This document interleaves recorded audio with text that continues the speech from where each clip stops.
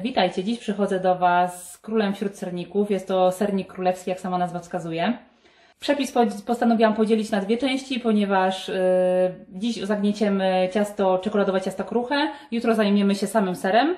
Także do wykonania ciasta kruchego potrzebnego nam do tego sernika potrzebujemy około 1/3 szklanki cukru, 1 czubatej łyżki śmietany, 2 czubatych łyżek kakao surowego, 2 łyżeczek proszku do pieczenia, 2 żółtek, połowy kostki masła lub margaryny, wiadomo, że z masłem wychodzi smaczniejsze, 2 szklanek mąki tortowej oraz kilku kropel aromatu. My tutaj mamy akurat aromat migdałowy, możecie użyć takiego, jaki lubicie lub jaki macie. Dobra, działamy na szybko, także do przygotowanej miski przesiewamy suche składniki, czyli mąkę,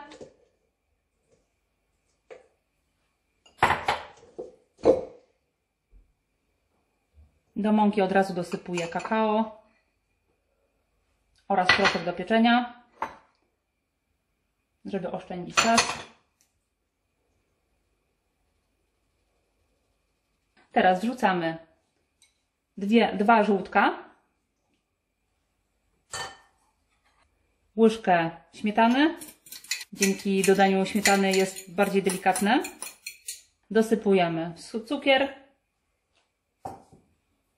masło przekładamy sobie na deskę i tak wstępnie pokroimy na mniejsze kawałki. Oczywiście masło najlepiej, gdyby było wyciągnięte wcześniej z lodówki, żeby już było w temperaturze pokojowej.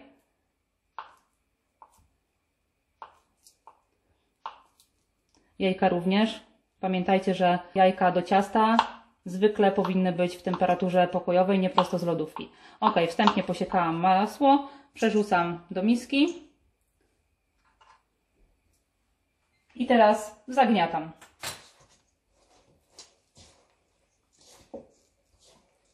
Zagniatanie nie powinno trwać długo, ponieważ ciasto kruche niezbyt lubi ciepło. Możemy do tego użyć również robota z hakiem na przykład, żeby sobie pomóc. Dobra, w międzyczasie pomocnik mi doleje kilka kropli aromatu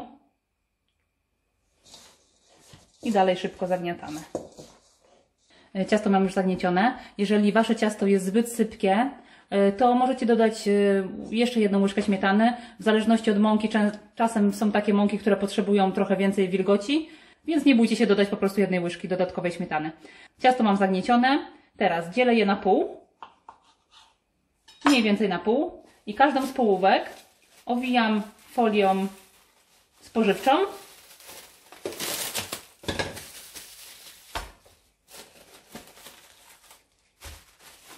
I tak przygotowane kulki ciasta lądują w zamrażalniku u nas na całą noc. Najlepiej jak to jest około 12 godzin, po prostu musi się ciasto zamrozić, bo później będziemy je ścierać na tarce. Ok, przystępujemy do masy sernikowej, do której będziemy potrzebować 1 łyżki takiej troszkę większej mąki ziemniaczanej, 3 jajka duże, ja mam podzielone tutaj, bo potrzebujemy osobno białko i osobno żółtko, około 150 gramów cukru, taka niepełna szklanka, pół kostki masła, szczypta soli do ubicia białek, 700 g sernika takiego z wiaderka, już zmielonego oraz 3 krople aromatu. Ja mam tutaj aromat migdałowy. Ok, zaczynamy od ubicia białek na sztywną pianę. Przelewam białka, dodaję szczyptę soli i ubijamy. Pianę przełożę do innej miski, ponieważ tej będę potrzebowała do całej masy. Teraz do miski po białkach wrzucam 3 żółtka i dodaję niepełną szklankę cukru i ubijam to na jednolitą masę.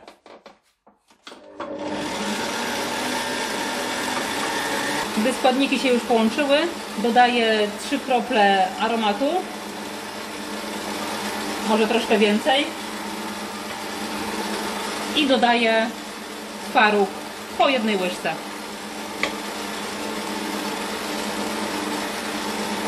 żeby ładnie połączył się z masą. Gdy masa serowa jest już jednolita i ubita, dodajemy łyżkę mąki ziemniaczanej, mieszamy do momentu połączenia, dosłownie pół minuty. Wyłączamy mikser.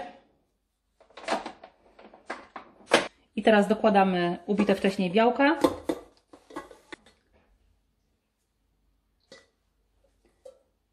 I łączymy je z masą serową, delikatnie mieszając, już nie ubijając. Zależy nam na tym, żeby nasza masa serowa była puszysta i delikatna. Staramy się długo nie mieszać, żeby nie poubijać tego powietrza wbitego do białek. Odstawiamy na chwilę i zajmujemy się spodem do ciasta. Ja tu przygotowałam sobie blachę wyłożoną papierem do pieczenia. Jest to ta blacha mniej więcej wielkości 36×26. Wyciągnęłam jakąś godzinkę temu nasze zamrożone wczoraj ciasto kruche i teraz na blachę tarkuję go na grubych oczkach. Są fani tarkowania i są zwolennicy wykładania, po prostu uklepywania, lepienia, ale moim zdaniem ciasto tarkowane jest o wiele puszystsze, o wiele smaczniejsze. Także działamy.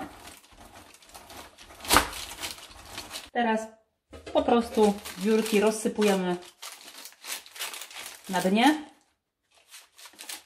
Równomiernie rozkładamy i na tak przygotowany spód wylewamy naszą masę sernikową.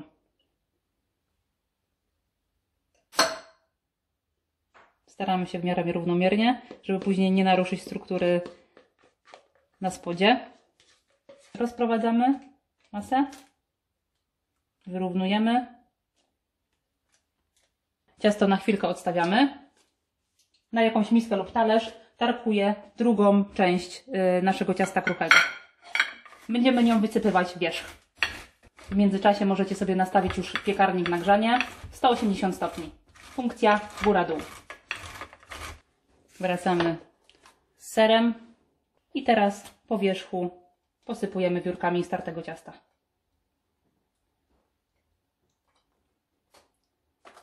Teraz ciasto wstawiamy do piekarnika, tak jak mówiłam, nagrzanego do 180 stopni na około godziny. Myślę, że może być godzina z malutkim hakiem. Sernik już jest upieczony. Moja rodzina połowę zjadła prawie ciepłego, tak go uwielbiamy.